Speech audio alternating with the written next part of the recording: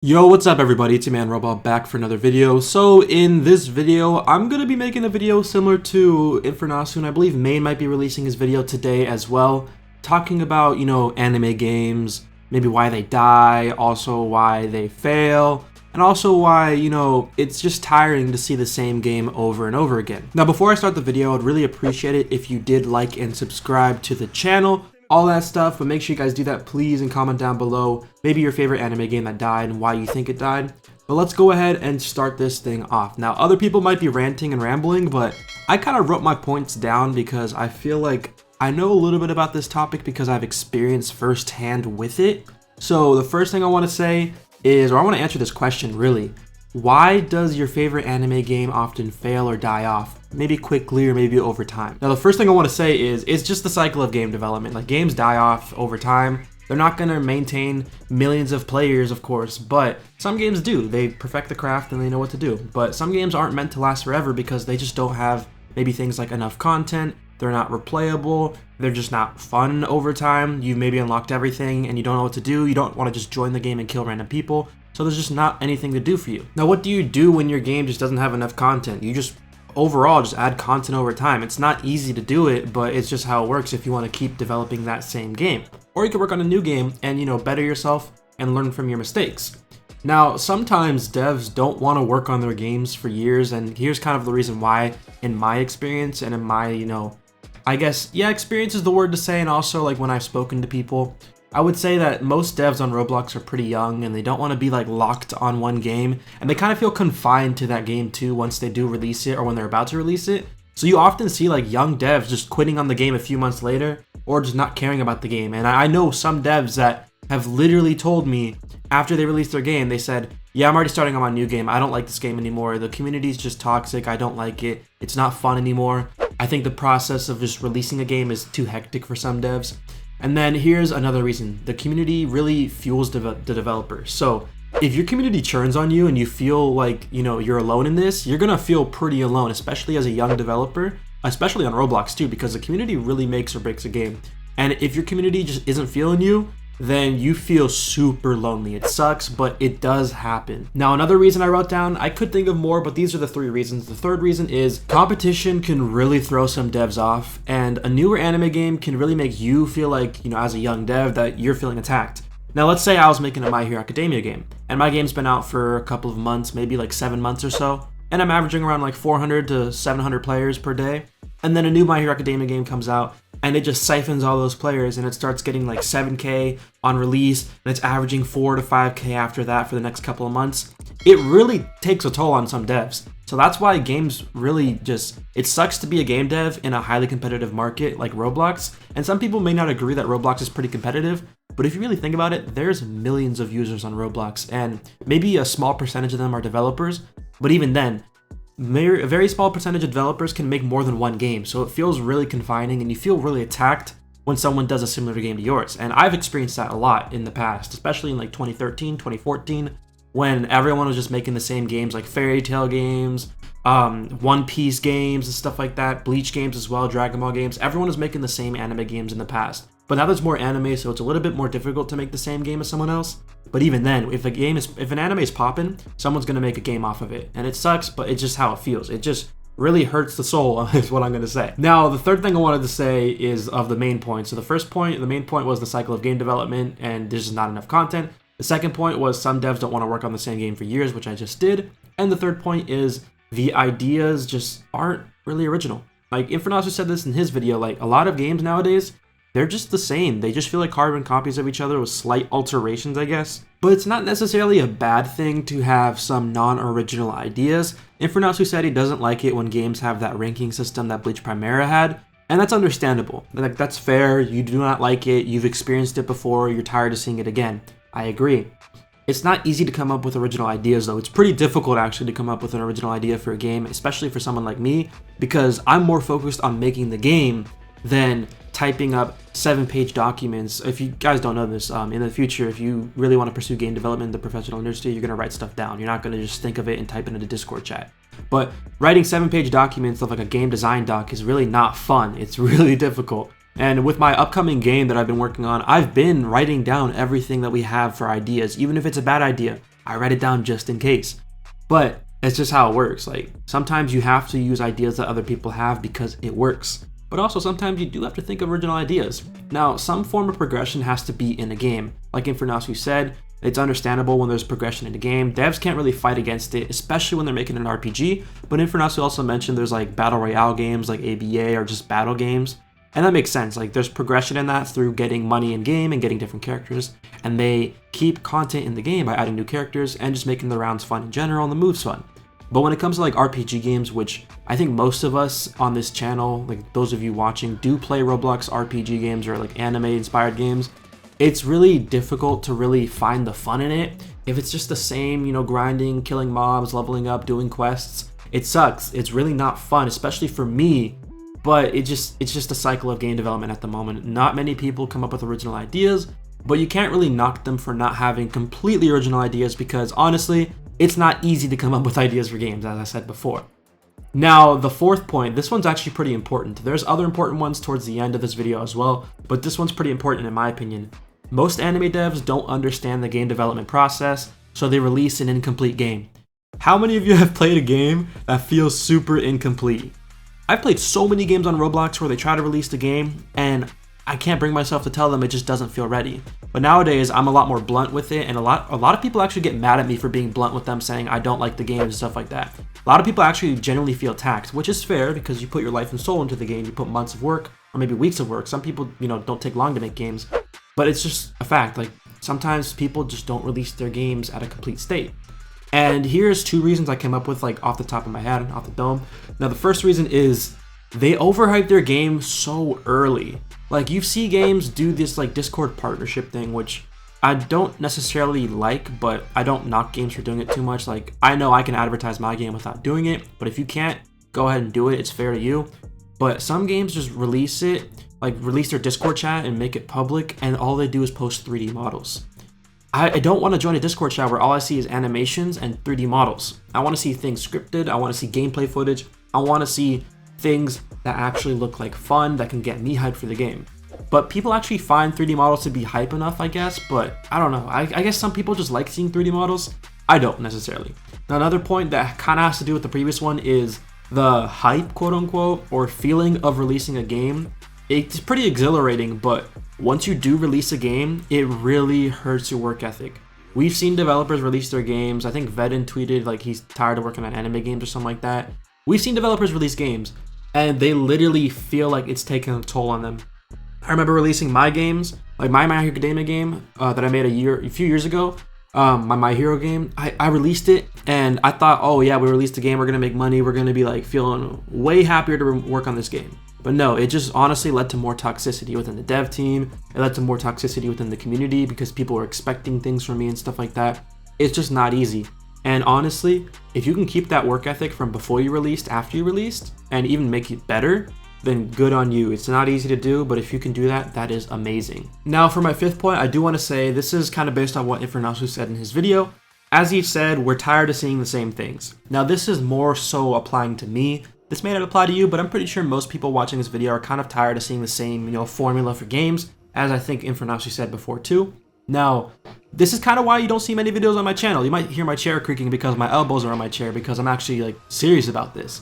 I don't upload many videos on my channel on every new anime game because I play them for 5, maybe 10, maybe 20 minutes, and I end up deleting the recording because after playing it, I look in the mirror, like basically in my head, and I'm like, dang, I did not like recording that. I did not like playing that. I don't think that's going to do well on my channel. I did not like playing the game because I don't think it's going to be fun. This doesn't apply to every game. Sometimes I literally just don't play a game. Like, one time there's a game that released recently and I wasn't able to record it because I was graduating. Also, I graduated from college recently, woohoo. But I was graduating and the developers were really asking me to play it and I literally couldn't because I didn't have my computer with me. I'd already packed it up to move out of my dorm and I was going back home. And when I got back home, like, everybody already made videos. There was no point in me making videos already. And it's hard to do that because you can't just tell them, hey, I'm graduating, I can't record your game for another 2 weeks because, it makes them feel bad. But it's just what happened. But there's other games where I literally play them for almost like 40 minutes recording, and then I load it into my video editing software. And I just think, dude, this isn't a good video. Like, I genuinely didn't enjoy this game. And there are some videos I did upload where you can tell I didn't enjoy the game. It's just nowadays I don't want to upload those videos. Now I could be making so much more money if I just uploaded them and got a couple views off of it, but it's just not fun. We're tired of the same thing. Like, I'm tired of leveling up for 7 hours to have a decent video on an item in a game or something in a game. I just sometimes want to hop in the game and record a dope video. Like, playing ABA is always fun for me because I don't have to level up for something. I could literally just, grind for the coins and buy the character, or just, spend Robux and buy the characters, which is what I typically do. And it's just fun like that for me. It's just how I feel. Now, it doesn't apply to everybody, but I am tired of seeing the same type of game on Roblox every single time it comes out. And that's kind of why I don't upload videos on every single one of them, because it's just boring sometimes. Now, another point I want to say, which is very similar to what Infernasu said, there was a guy named Blender or something like that, like Blender Dude, who replied to Infernasu's tweet saying, anime inspired is the future or better. And I completely agree. Now, the reason why I agree is because if I list off these 3 games that are like somewhat anime inspired, like you could argue with me, but I think they are anime inspired, and even Infernasu said some of them are. Like, these games are anime inspired, and they've literally lasted longer, and they've cemented themselves in the community. Like, ABA is an exception because it's like purely anime and stuff like that, but everybody likes ABA, it's a great game.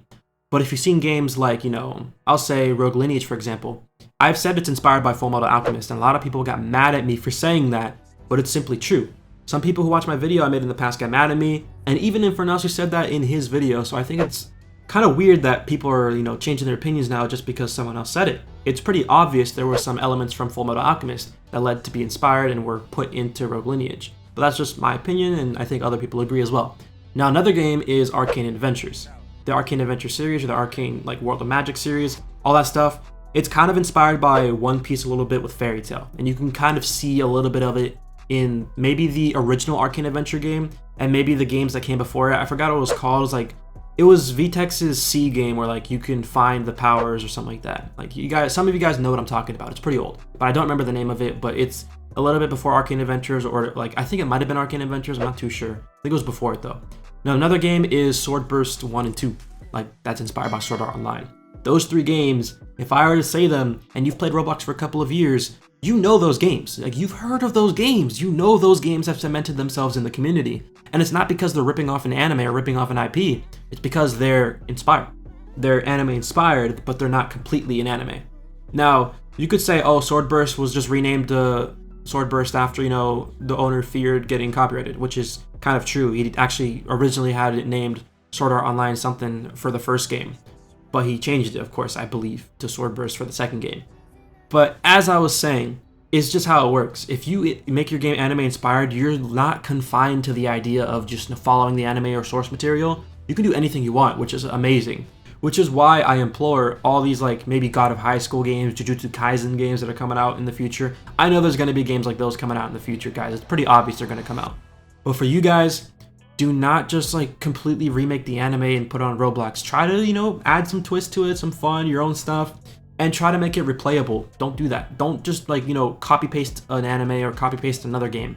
Try to make it replayable and add content that's fun for everybody, regardless of their level, and even for certain levels, and even if you're max level. Now, my 7th point that I wrote down is, this is the funniest one for me, because when I see it, I disagree, but a lot of people say this. A lot of YouTubers say this too. Quote unquote, this game is dead. Stop playing it, guys. It's dead. There's no point in making videos on it anymore.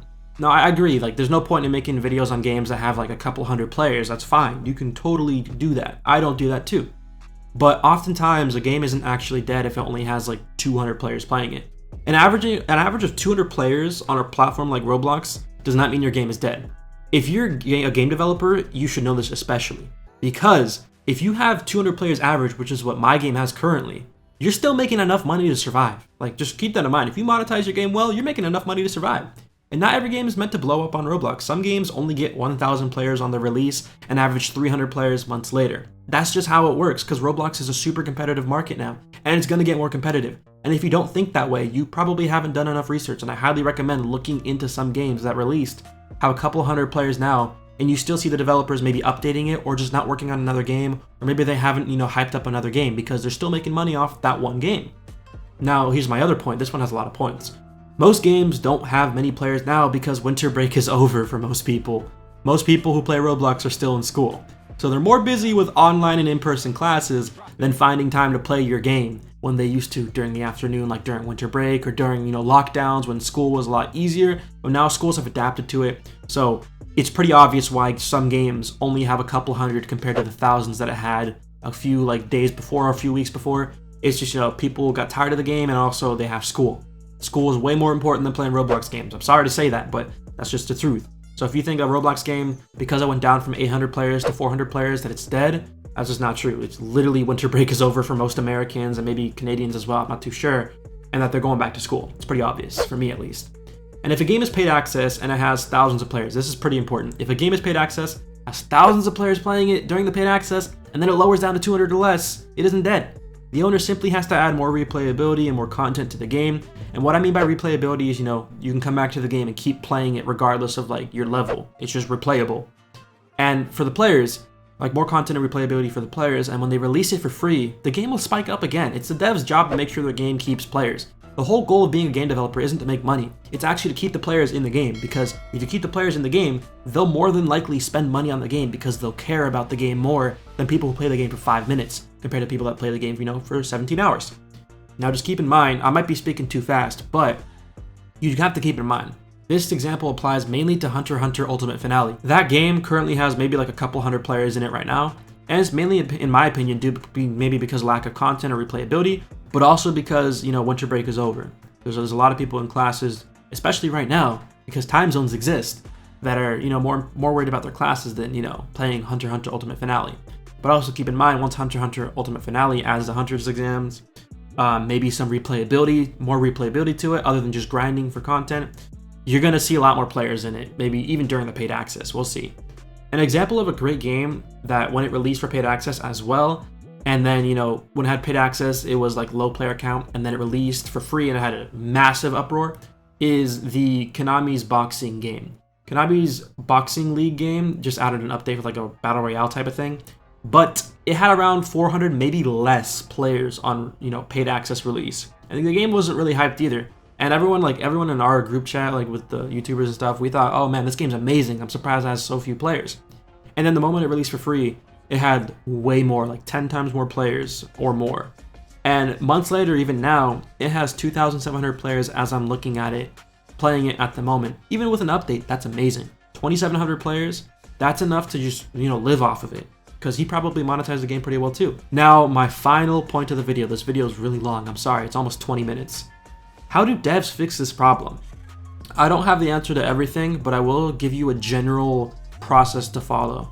And this isn't a step-by-step thing, these are just random things you could do that could help. That helped me at least. Now, as a dev, you should pretty much listen to all the problems I said before, the 7 things I said before, the main points, and see if any of them apply to you. If they do, take time to really think about what game you want to make. Is the game you want to make going to be something you work on for months or years after you release it, or are you going to quit it a few weeks later?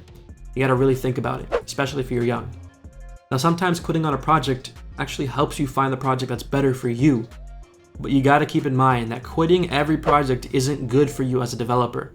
It puts you in the wrong headspace. But just keep in mind it's okay to quit on some things, but don't leave people hanging and don't pay people. You have to be, really nice about everything. You have to pay people if they deserve to be paid and everything too. And honestly, the final point is making games and fighting through some of the hard times can make you actually a better developer and a stronger person.